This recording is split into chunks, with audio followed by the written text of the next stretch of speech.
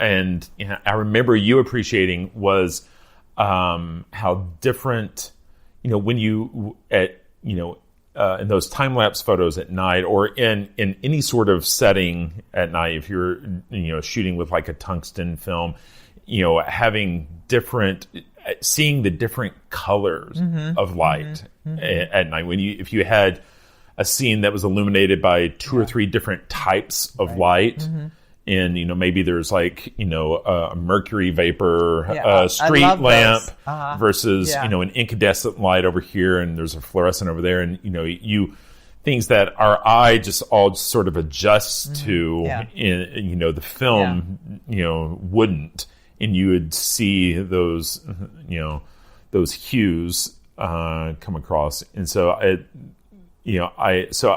totally understand what you're speaking of there. I think when you look at your body of work, there's a recurring theme of place, right? And so, you've looks like you've approached it in lots of different ways, but it's always, and it's not purely documenting, but it's always about something being site-specific, moment-specific, how a place transforms, or the transient nature of a place, right? Because, if we think about those reflections in a shop window, what's in the window and the reflections in the window, both of those are completely transient, but they're specific to that that spot and that time, right? And and it's, I feel like those images are the type that will be even more interesting 20, 30 years from now, when the nature of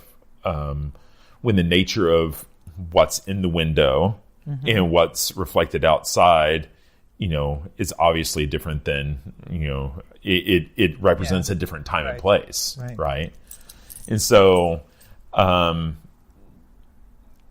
is that conscious, this whole sense of place? Well, I think it, goes back to what we were talking about, architecture or interior and exterior, and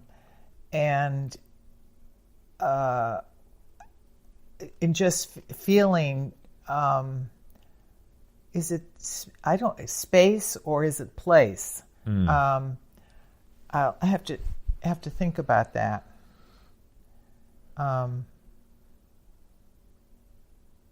They're obviously related, for sure. The other thing that's a little harder to trace is, and the only word I can come up with it, is intimacy. And certainly like the laundry pictures in which you could see people's night clothes all tangled up was like a, voyeuristic on, people. And then the dying people was intimate emotionally and in their bedrooms.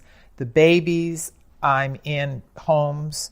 I meant that whole Taos project. It's not forefronted, but there's so many houses in there that I wanted to kind of talk about family and let the house stand in for a family. And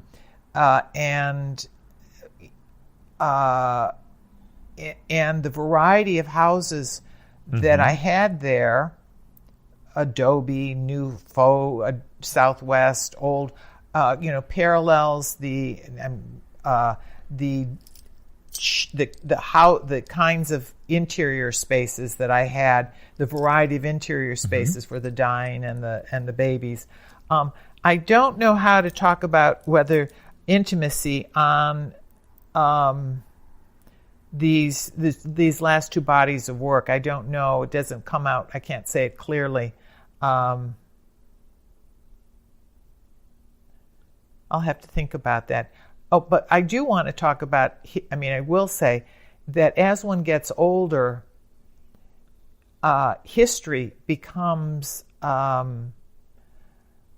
something bigger than I ever thought of. When you're living and you're a young person, you're just living. When you're older, you actually have a history, and your work is part of history. Right. And photography has certainly really been used for historical documents. So, sure. So even our conversation about where you're going to place these, I don't know if our planet will survive, but I think we are by nature preserve things, and and look to the past.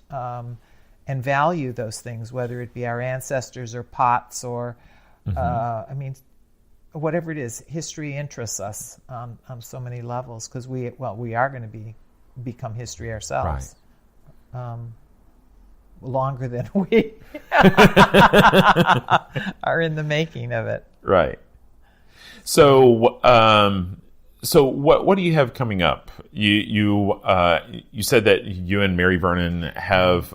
Is it just a 2-person show coming up at the Pollock Gallery at SMU? And when is that? That's September? In September. Okay. But I will tell you that if we were to tie things together, and we started out talking about regrets. I've made work that I think is good work. Have I pursued my career as aggressively as I wished I would have? And the answer is no. Right. I think I've been a good parent and a good child to my aged parent. Right. And I was a pretty, a decent teacher and paid my bills and made art. But I didn't have a robust career at the later part of my life. And I'm pretty much okay with that because you can't sort of do everything. And if I to be honest, not everybody would feel this way, but if I had to decide, if you can't have everything, I had good kids who like me, and and I've made work that satisfies me, and my teaching, I was responsible there. So now, I never developed, and it might have something to do with Dallas, but I've never thought that I've had a gallery that would appreciate my work. I don't see any gallery in town that shows anything that they could sell. Right. Even though I like some of the galleries in town, but I never looked further outside of Dallas after a while. And so all my contacts, all the network I had when I was younger, they've all retired. And so they, now there's a whole group of people looking for the shiny thing. And it should be. They should be. So I'll finish. Right. So I don't have a lot of options in terms of sort of galleries or museum shows, at least right now. Right. So what am I doing? I've actually started to think about creating portfolios of the work, packaging, creating portfolios that someday some museum will say, I would love to have all of these pictures. I've shifted, and that's quite remarkable to get off that road that leads only to one place. But I think about if you look at art history and I think it's because artists, it's not something you ever really have to retire from. So you can wake up every morning with a purpose, right? And as the nature of that, so many artists live into their 90s, right? And when you're able to be professional into your 90s, there's that opportunity for a second act. And, we see that, with, Louise Bourgeois, you see Carmen Herrera. Yeah. And so, I don't think we have to talk of this in terms of past tense, right? Mm-hmm. That, I think it's just a matter of you could wake up tomorrow and, Right. have interest from somebody. Yes, and that could happen, and I'd be delighted. And I think Sophia coming and saying, Mary and you, let's have a show, I think that's fantastic. And so I'm not saying, but I am saying that there are things that I have not packaged or finished that I think would profit, like say even my Taos project. Got it. I think that there's museums in New Mexico that should have that work, and I need to package it in a way that will make it more sustainable and usable. And so there's just a lot of printing I want to do and organizing, and I don't feel bad about it. And I love being retired. I love it. I love getting up. I love it. I love it. Oh, it's great. It's the best. I mean, I loved when my children were born, and I loved certain parts I loved being a mother, but I really love being right now. I love it. I have nothing encumbering me at all. So when they give you the title Professor Emeritus, that means different things at different schools. What does that mean at SMU? Does that mean what?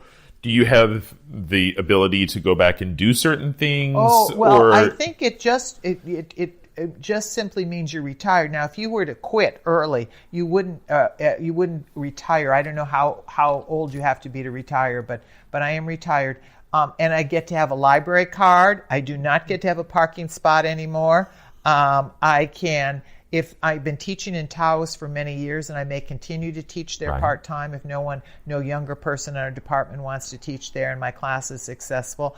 I could be in the gym membership if I want, the Dedman Center for Lifetime Sports. Right. Let's see, I have a library card. And you don't need a working space because and they your never lower level here is... That's right, and they never gave me working space. They never give studio space to artists at SMU. The ceramicist had a little space, but nothing that you could really call your own studio. Right. So I'm delighted. And they had a little event on Sunday where all the retired faculty across, even from somebody started there in 1959. They've been retired 15 years or something. But they treat you well, and I'm generally been very pleased with SMU. It's been very nice to me. Right. Very nice. Well, it was the only university you ever taught at, right? I did go for 1 year. I taught at the Art Institute of Chicago as a visiting artist. They had was that in the middle, or yes, that was like in 1980. I applied for a year there, and they were happy for me to go because it was a prestigious appointment. Right. So it was only a 1 year appointment, meant to be for someone on sabbatical. So wonderful. And so great. And so where can people see, if they wanted to see more of your work? You have a website. Yes, and they could contact me, and we could go from there. Right. And is it just DebораHunter.com? Yes. DeborahHunter. Yes. So only one spelling. H in there. That's right. Yes. So, but if you anyone who just typed in Deborah Hunter, photographer, even if there's some other Deborah Hunters, you'd eventually come upon me. Especially if you wrote Dallas, you'd come upon me. Right. Yes. I think there's some kind of actress whose name is I'm